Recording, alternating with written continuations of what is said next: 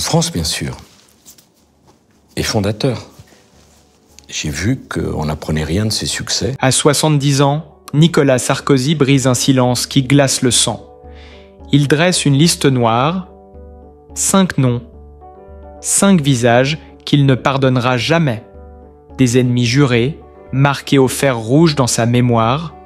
5 figures politiques et personnelles qui, selon lui, ont brisé sa confiance, piétiné son honneur et scellé sa chute. La révélation fait l'effet d'une bombe. Comment un ancien président de la République française, qui a dirigé l'un des pays les plus puissants du monde, peut-il encore être hanté par autant de rancune? Pourquoi 15 ans, après avoir quitté l'Élysée, refuse-t-il obstinément l'oubli? La caméra zoome, le ton monte. Chirac, Villepin, Le Pen, Kadhafi, Hollande. Les 5 noms claquent comme des gifles. Chacun d'eux incarne une trahison, une défaite, un scandale. Chacun d'eux raconte un chapitre sombre de sa vie. Et déjà une question s'impose. Est-il possible de gouverner un pays sans jamais pardonner? C'est le fil rouge de cette histoire. C'est le drame intime de Nicolas Sarkozy. L'image de Nicolas Sarkozy a longtemps été celle d'un homme pressé, volontaire, hyper-président, qui décidait de tout de suite, avec une énergie inépuisable.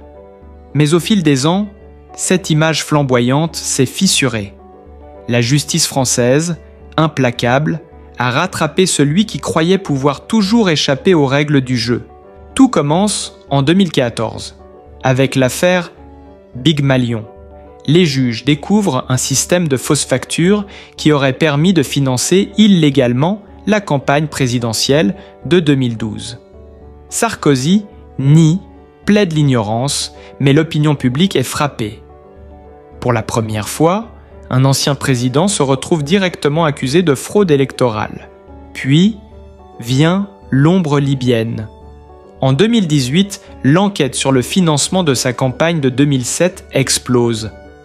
Plusieurs témoins et documents suggèrent que Mouammar Kadhafi aurait versé jusqu'à 50 millions d'euros pour soutenir Sarkozy.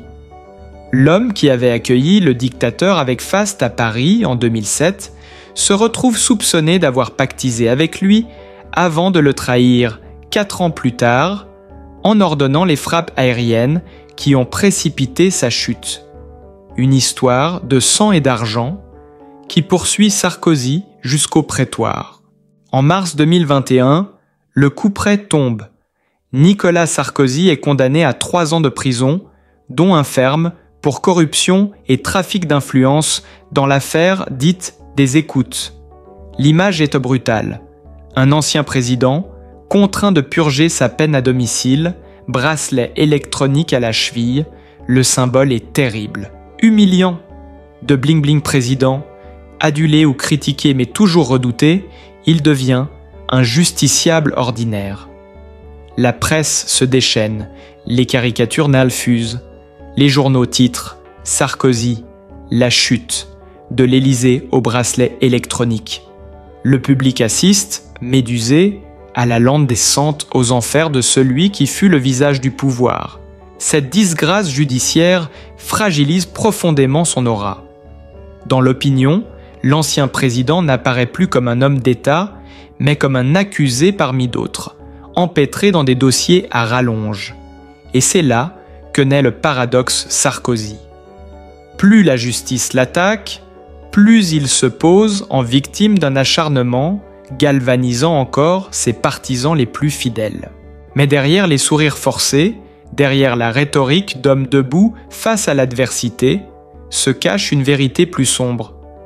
La solitude d'un ancien chef d'État, contraint d'admettre que le pouvoir ne protège pas contre tout. Les rancunes qu'il nourrit aujourd'hui trouvent leur origine dans ces humiliations. Pour Sarkozy, ceux qui l'ont trahi, humilié ou détruit ne méritent ni oubli ni pardon. C'est dans ce contexte de chute et de ressentiment qu'apparaît la fameuse liste noire. Une liste qui n'est pas seulement politique, mais aussi intime. Car chaque nom évoqué n'est pas un adversaire abstrait, mais une cicatrice, un souvenir douloureux, une bataille perdue. Quand Nicolas Sarkozy prononce ces 5 noms, Chirac, Villepin, Le Pen, Kadhafi, Hollande, ce n'est pas un simple inventaire d'adversaires politiques. C'est une véritable cartographie de ses blessures les plus profondes. Chacun incarne une trahison, une humiliation ou une défaite. Ensemble, ils forment la liste noire d'un homme qui n'a jamais oublié. Un Jacques Chirac, le père trahi devenu ennemi. Au départ, Jacques Chirac est presque un mentor. C'est lui qui offre à Sarkozy sa chance, le propulsant dans les rangs du RPR, lui ouvrant les portes du pouvoir. Mais en 1995, tout bascule. Alors que Chirac brigue l'Élysée, Sarkozy décide de soutenir Édouard Balladur, rival et ennemi intime de Chirac. Un coup de poignard. La réaction de Chirac est implacable. Sarkozy est banni, tenu à distance, considéré comme un traître. Jamais jusqu'à sa mort en 2019, il n'a réellement pardonné à son ancien protégé. Sarkozy, de son côté, n'a jamais oublié cette mise à l'écart brutale. Dans sa mémoire, Chirac restera toujours celui qui l'a traité en paria. 2. Dominique de Villepin, l'affaire Clearstream. Peu d'affaires ont autant marqué la carrière de Sarkozy que l'affaire Clearstream. Nous sommes en 2004-2005. Des documents compromettants circulent, accusant plusieurs personnalités, dont Sarkozy, de détenir des comptes occultes liés à des rétrocommissions. Rapidement, l'enquête révèle qu'il s'agit de faux grossiers. Mais le mal est fait. Le nom de Sarkozy est sali. Derrière cette manœuvre, Sarkozy est convaincu de voir la main de Dominique de Villepin, alors Premier ministre et rival interne. Pour lui, Villepin a tenté de l'abattre politiquement en l'accusant à tort. Une trahison inacceptable. Depuis, entre les deux hommes, c'est la haine froide. Sarkozy l'a dit clairement, « Ce que Villepin m'a fait, je ne lui pardonnerai jamais. » 3. Marine Le Pen, l'ombre grandissante de l'extrême droite. Avec Marine Le Pen, le conflit est d'une autre nature. En 2007, Sarkozy pense avoir capté l'électorat populaire de l'extrême droite grâce à un discours musclé sur l'immigration et la sécurité. Mais dès 2012, la fille de Jean-Marie Le Pen s'impose comme une adversaire redoutable. Elle accuse Sarkozy d'avoir volé ses idées tout en les trahissant. Lui réplique en dénonçant le Front National comme une menace pour la République. Mais derrière les échanges idéologiques, il y a une rivalité plus intime. Marine Le Pen symbolise la concurrence qui a grignoté le socle électoral de Sarkozy, précipitant sa défaite. Pour lui, elle est l'usurpatrice, celle qui a profité de ses propres faiblesses. 4. Mouammar Kadhafi, l'allié devenu cauchemar. C'est probablement le nom le plus sulfureux de la liste. En décembre 2007, Kadhafi est reçu en grande pompe à Paris. Tente bédouine installée dans les jardins de l'hôtel de Marigny, contrats commerciaux faramineux. Sarkozy mise sur cette relation pour renforcer son prestige international.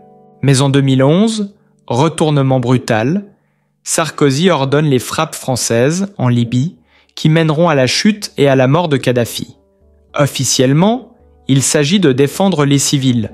Officieusement, une ombre plane, les accusations de financement occulte de la campagne de 2007 par le régime libyen.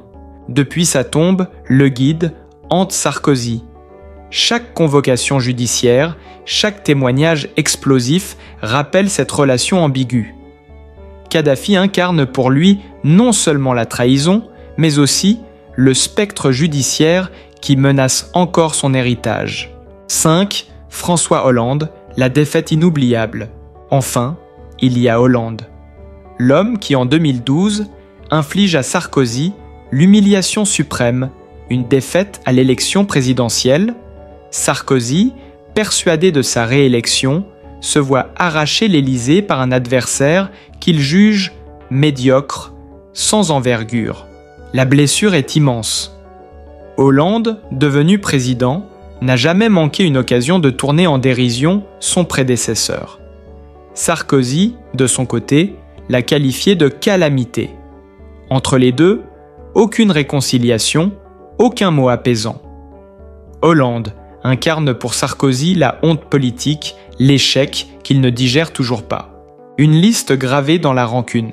5 noms, 5 cicatrices, 5 chapitres d'une vie où le pouvoir s'est toujours mêlé à la trahison. En dressant cette liste noire, Sarkozy ne fait pas que régler des comptes. Il révèle aussi sa part la plus intime, celle d'un homme qui n'a jamais su oublier, jamais su pardonner. Et c'est peut-être là que réside la véritable tragédie Sarkozy. Derrière le président, derrière l'avocat, derrière l'homme politique, il y a un homme blessé qui porte ses rancunes comme d'autres portent leurs décorations. Avant de devenir cet homme assiégé par les juges et rongé par ses rancunes, Nicolas Sarkozy a d'abord été une étoile montante irrésistible de la politique française. Né en 1955 dans une famille modeste, père immigré hongrois, mère issue d'une famille juive séfarade, il s'accroche dès son plus jeune âge à une ambition dévorante, réussir coûte que coûte. Avocat de formation, il entre très vite en politique et, à seulement 28 ans, devient maire de Neuilly-sur-Seine, une des communes les plus riches de France. C'est là qu'il forge son image, celle d'un homme pragmatique, direct, capable de décisions rapides. Les années 1990 et 2000 marquent son ascension fulgurante. Ministre du Budget, puis ministre de l'Intérieur, il se distingue par son franc-parler et son obsession pour l'autorité. Ses coups de menton, ses petites phrases chocs, Kercher, racaille, font trembler mais séduisent aussi une partie de l'opinion. En 2007, il conquiert enfin l'Élysée, porté par une promesse de rupture et de modernité. Les Lumières de l'Élysée, président de la République, Sarkozy s'impose comme un hyper-président omniprésent. Durant la crise financière mondiale de 2008, il prend la tête du G20, multiplie les initiatives, apparaît sur tous les écrans comme le sauveur des banques européennes. Son énergie impressionne. Les partisans parlent bonine d'un homme d'action, d'un chef qui ne dort jamais. À l'intérieur, il engage des réformes profondes. Retraite, fiscalité, université. À l'extérieur, il se place en première ligne lors du conflit en Géorgie 2008 et lors du printemps arabe, en particulier l'intervention militaire en Libye 2011. À ce moment-là, Sarkozy est encore perçu comme un acteur central de la scène internationale. Les ombres qui grandissent, mais très vite, les critiques s'accumulent.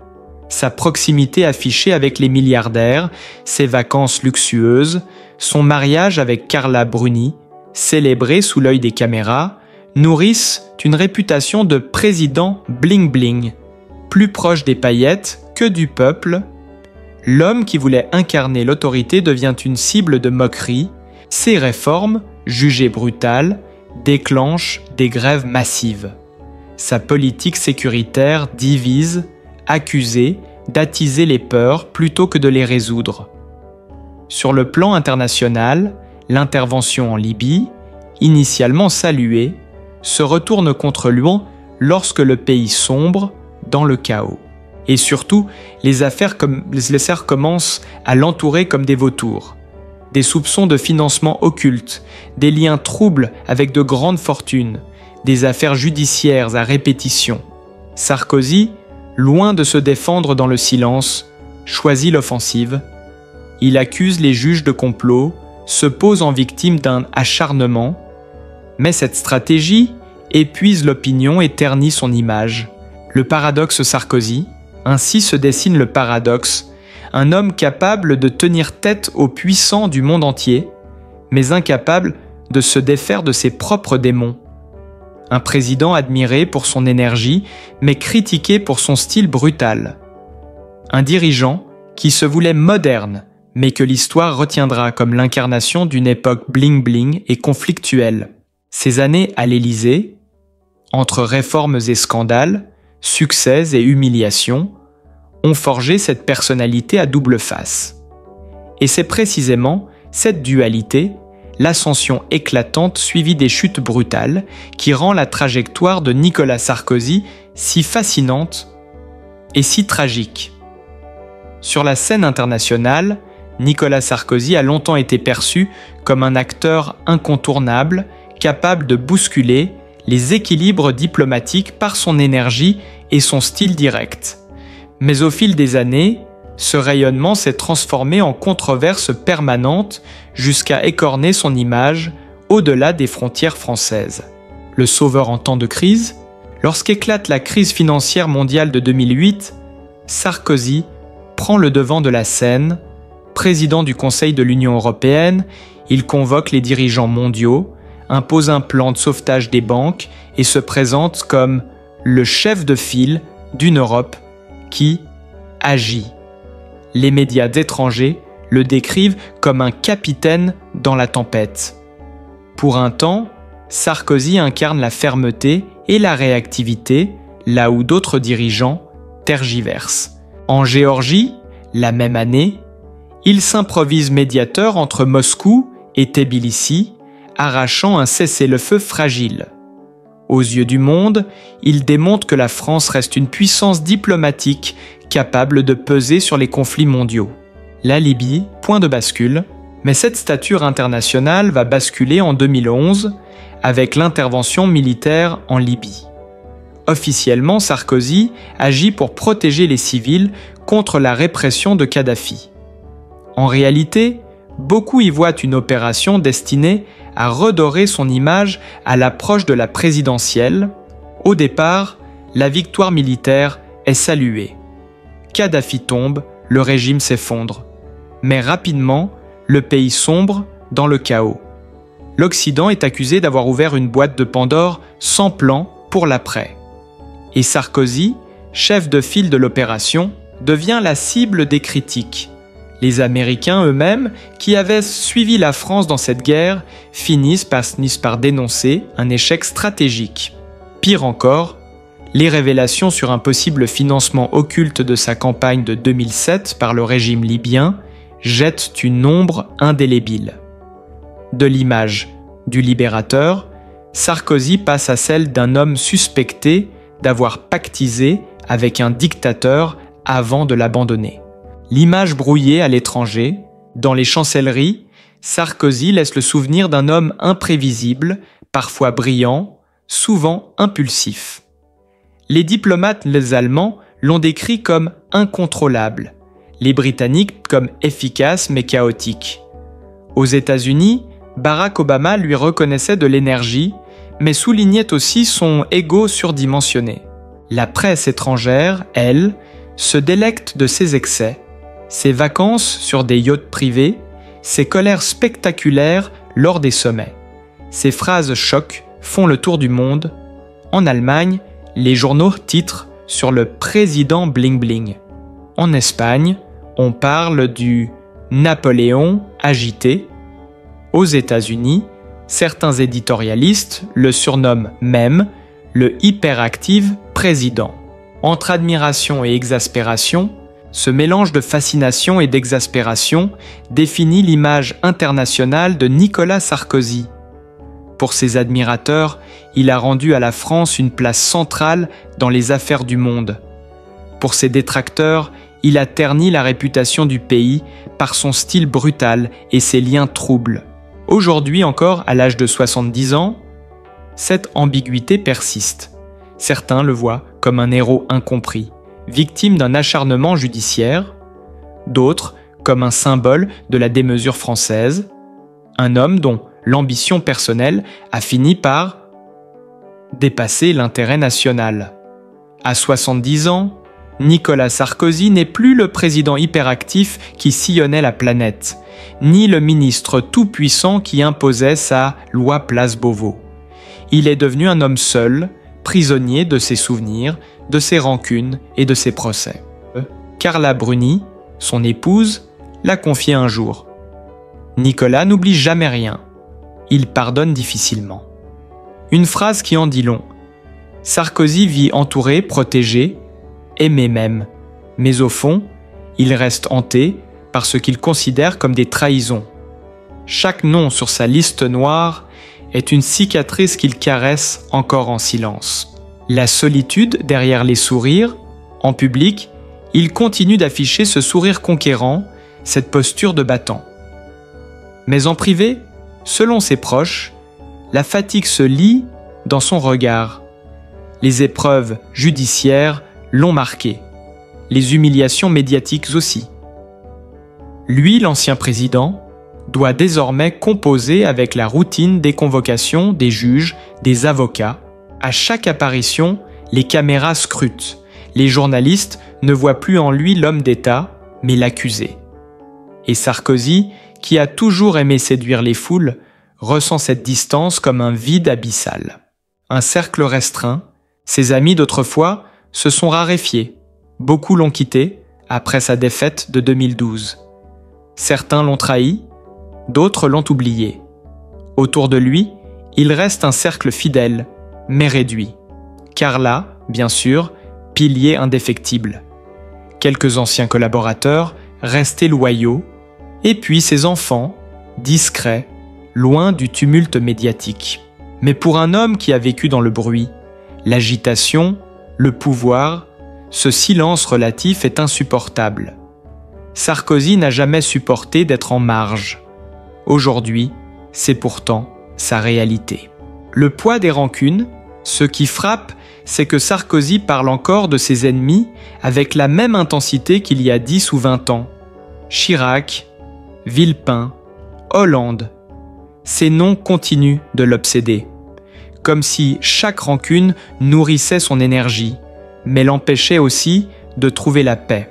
À 70 ans, beaucoup d'hommes aspirent au repos, à la réconciliation, à la sérénité. Sarkozy, lui, choisit le combat permanent. Ses souvenirs ne sont pas des pages tournées, mais des blessures ouvertes. Un homme qui ne pardonne pas est un homme qui reste prisonnier. L'ombre d'un paradoxe, c'est peut-être là le paradoxe ultime de Nicolas Sarkozy. Celui qui a dirigé la France avec une main de fer est aujourd'hui prisonnier de ses propres chaînes intérieures. Son autorité, son énergie, son ambition, tout ce qui a fait sa force est aussi ce qui l'empêche de se libérer.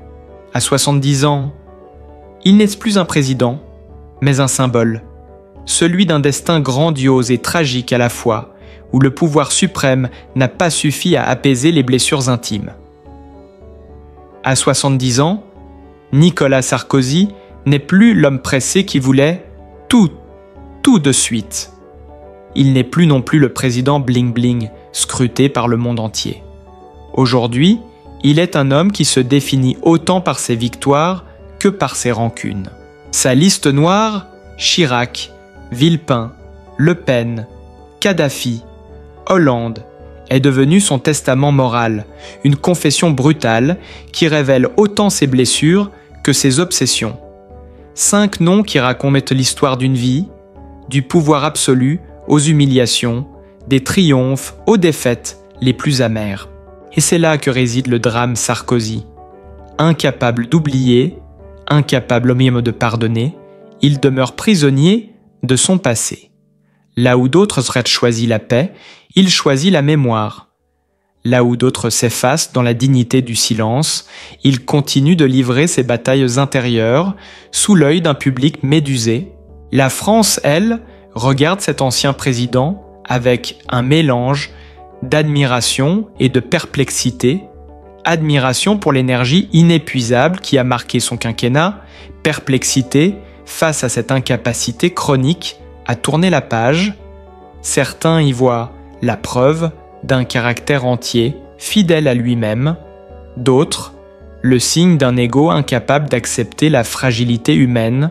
Alors une question demeure suspendue, presque vertigineuse. Peut-on vraiment gouverner, aimer et vieillir sans jamais pardonner ? Cette interrogation, au-delà du cas Sarkozy, nous renvoie à chacun de nous. Car si le pouvoir passe, si les honneurs s'effacent, les blessures, elles, restent. Et vous, qu'en pensez-vous? La rancune est-elle une force ou une prison? N'hésitez pas à partager vos réactions en commentaire, à liker cette vidéo si elle vous a tenu en haleine